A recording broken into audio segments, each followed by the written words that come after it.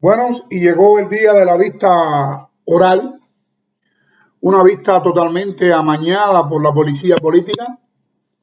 El tribunal se encontraba totalmente militarizado, tomado por las fuerzas de la seguridad de Estado, y las tropas especiales se habían encargado de implantar el terror allí.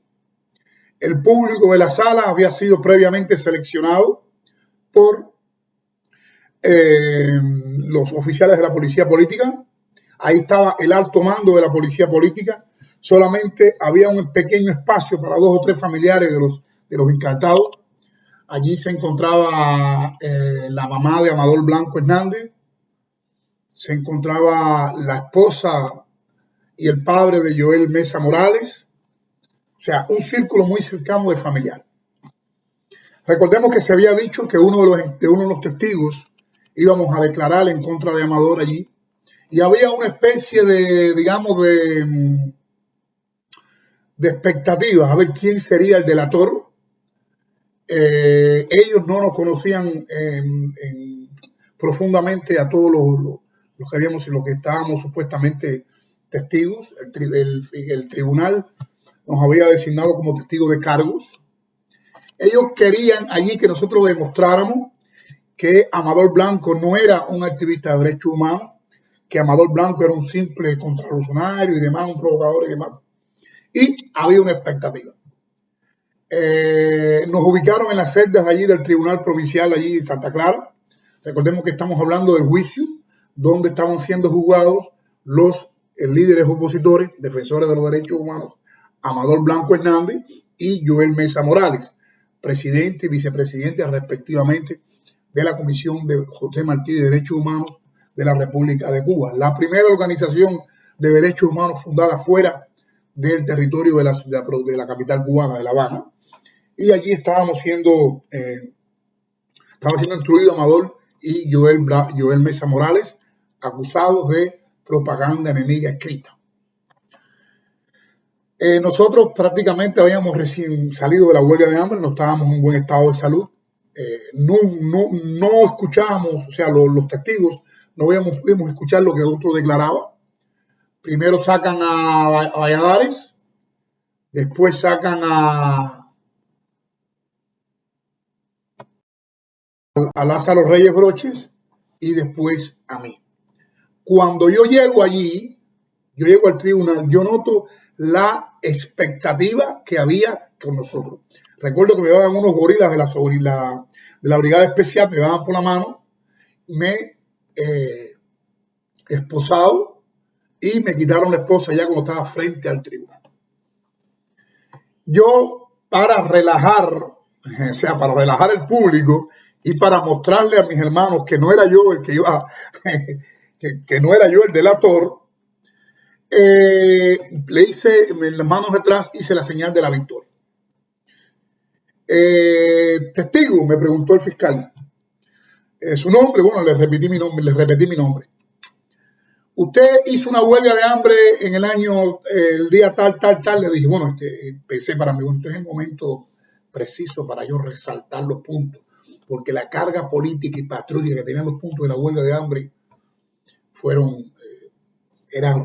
para mí era meritorio, y yo enfatizarlo, restregárselo en la cara allí a los militares. Sí, allí estábamos y pedimos 5 puntos, varios puntos.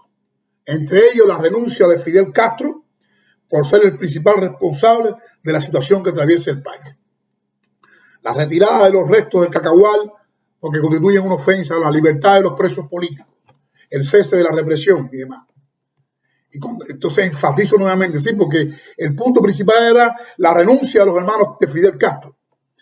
Y la fiscal, o creo que fue el presidente, ya hace muchos años, estamos hablando del año 1993, y yo recuerdo que la fiscal, con un tono de sarcasmo, de burla, me preguntó, ¿y por qué desistieron la huelga? ¿Fidel renunció? Le dije, no, Fidel no renunció.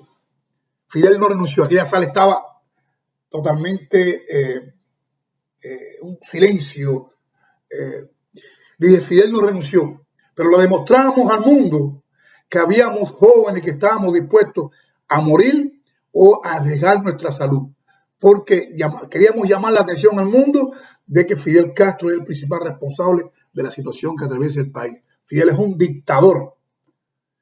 Aquello parecía, aquel tribunal dio la impresión de nunca haber escuchado de parte de un testigo, de un preso en este caso, y era preso, ¿no? También, esa palabra dictador. Recuerdo que desde el público alguien dijo, tiene que ser negro.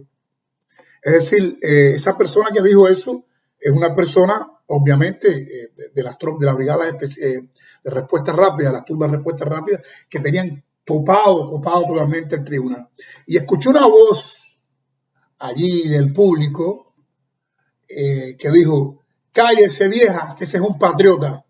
Y desde luego supe que era la voz del hermano de Joel Mesa Morales, que había increpado a esa señora. Luego me preguntaron cuál es la relación entre el Amador Blanco Hernández, Joel Mesa Morales y yo.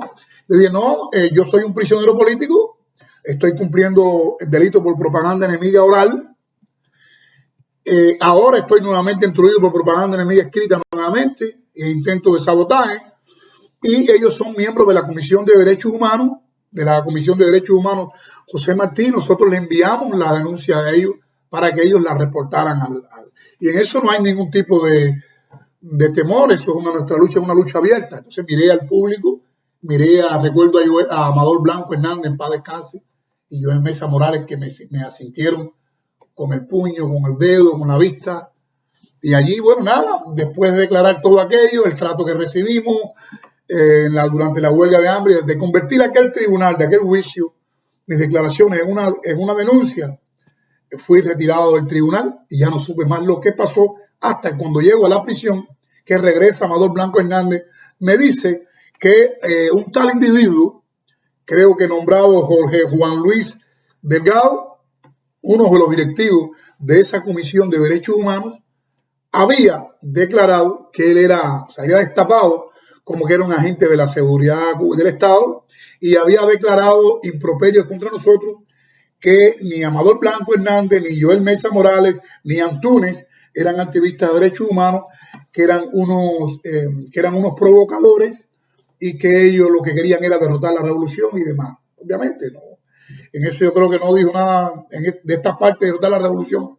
Lo que llaman revolución no está, porque es cierto, eso nosotros nunca lo hemos negado. Pero bueno, de que a Joel Mesa Morales y Amador Blanco Hernández no eran activistas de derechos humanos, eso es una falsedad y una calumnia de ellos, porque estos dos hombres dedicaron su vida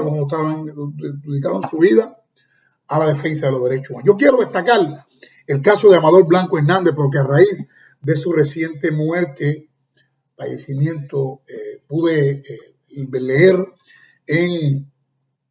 en dos publicaciones, una en 14 y medio y en otra del Instituto Palmo, que de Amador Blanco no le reflejan, se omitió la prisión política de Amador Blanco. Es cierto que Amador Blanco, antes de estos hechos que estoy narrando, había sido involucrado en un falso delito común, como creo que era violación de domicilio, una de las tantas maniobras que utiliza la dictadura para denigrar y para llevar a la prisión a activistas de derechos humanos por causas comunes.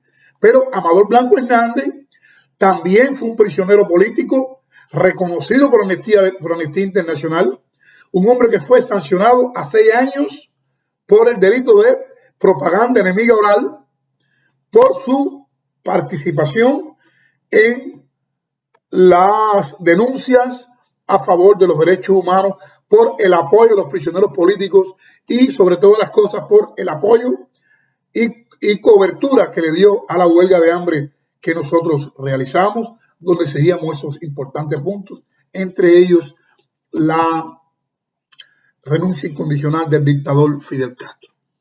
Tuve el honor, tuve la dicha, tuve el privilegio de compartir prisión política con Amador Blanco Hernández y Joel Mesa Morales. De Amador Blanco aprendí mucho. Con Amador Blanco aprendí el labor de la denuncia. Con Amador Blanco fue como pude adentrarme en la Declaración Universal de Derechos Humanos.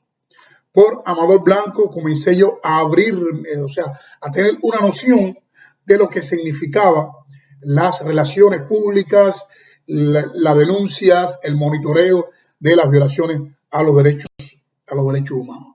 Amador Blanco Hernández era un intelectual consagrado, un hombre de probados principios en su lucha, un hombre que había sido historiador, catedrático, profesor universitario, un hombre con una formación académica impresionante.